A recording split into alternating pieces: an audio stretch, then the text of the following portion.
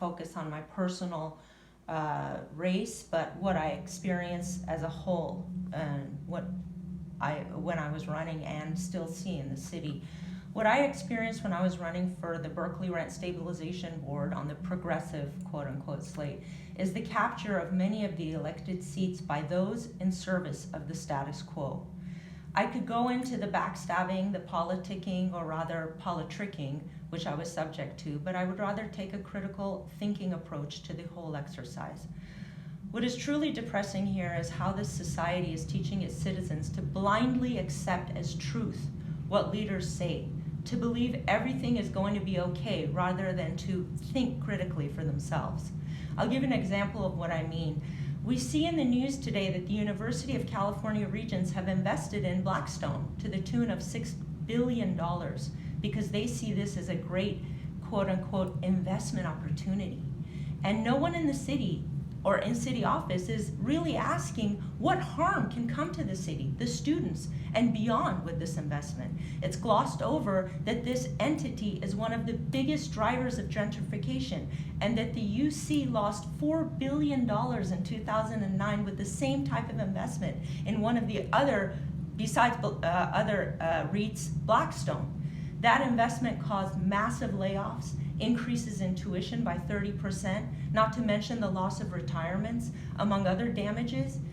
Yet, we have many electeds out there, and are they questioning the UC? Never.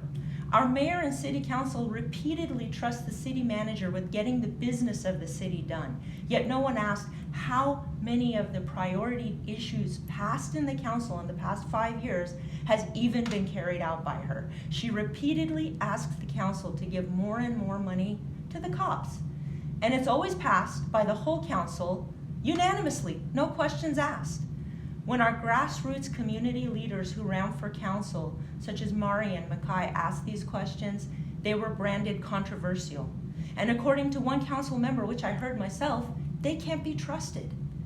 This clear mentality of accepting, and even worse, protecting the status quo and submitting our independent and critical thought to this group of sworn neoliberal puppets further erodes the democracy and the principles of good governance in our city. In order to preserve democracy and help to flourish, our electorate needs to question and think independently and critically. In order for good governance to prevail, we must ask our elected officials and start with accountability and transparency. They must do that. Something that they refuse to do every single week when they come to the meetings at council with their minds already made up by their developer masters with backroom deals with their mayor, with our mayor. This is what we get subject to week after week. And I hope that we can start here with the meeting tonight and build our strength and power in the streets and with our people and stand up to these status quo politicians that are destroying our city and our community. Thank you guys. Thank you, Negeene. That was amazing.